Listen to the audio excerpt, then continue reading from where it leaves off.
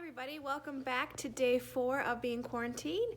I have a special visitor with me, special guest I should say, that wants to listen in on the story. JD, can you say hi? Hi. I hope everybody is rocking their crazy hair day today, because that would be our spirit day if we were at school. Check out this madness going on. So we are on chapter 6, and it's called The Big Idea.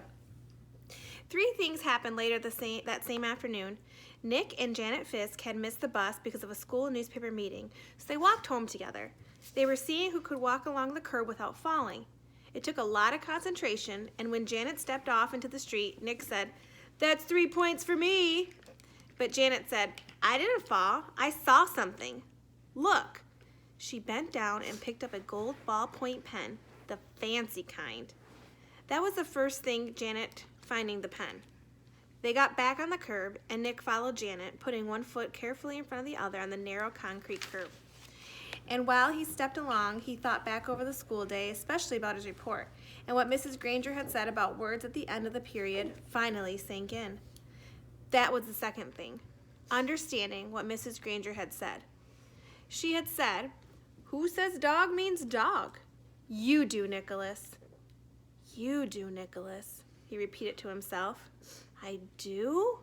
Nick thought, still putting one foot in front of the other, following Janet.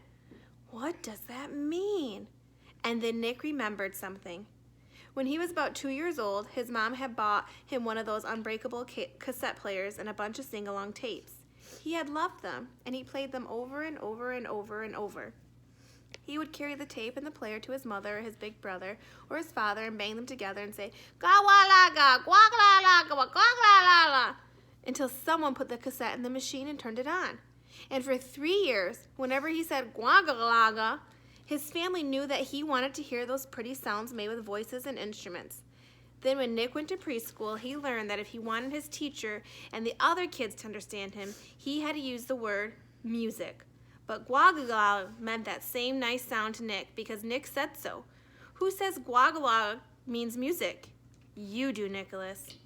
"No fair!" yelled Janet.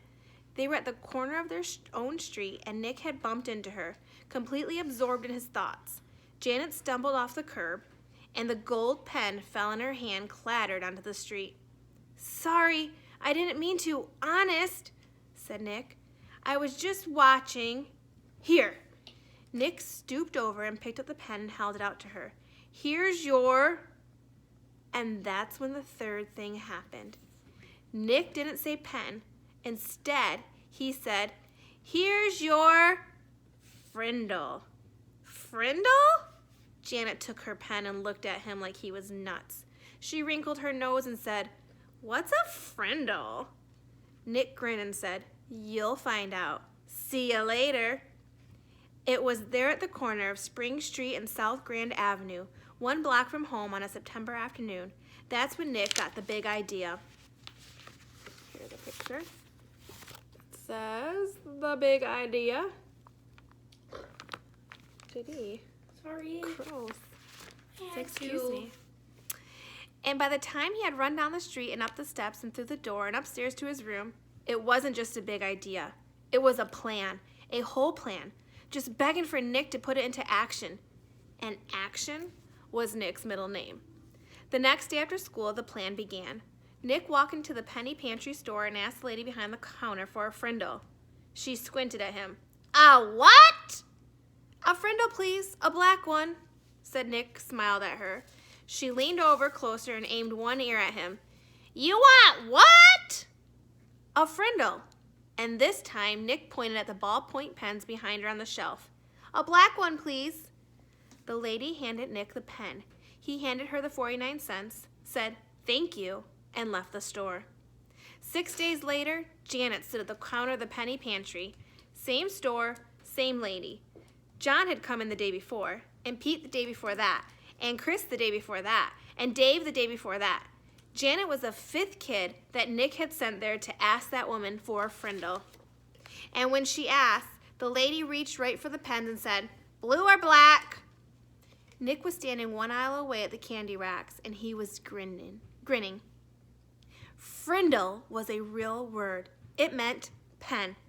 Who says Frindle means pen? You do, Nicholas.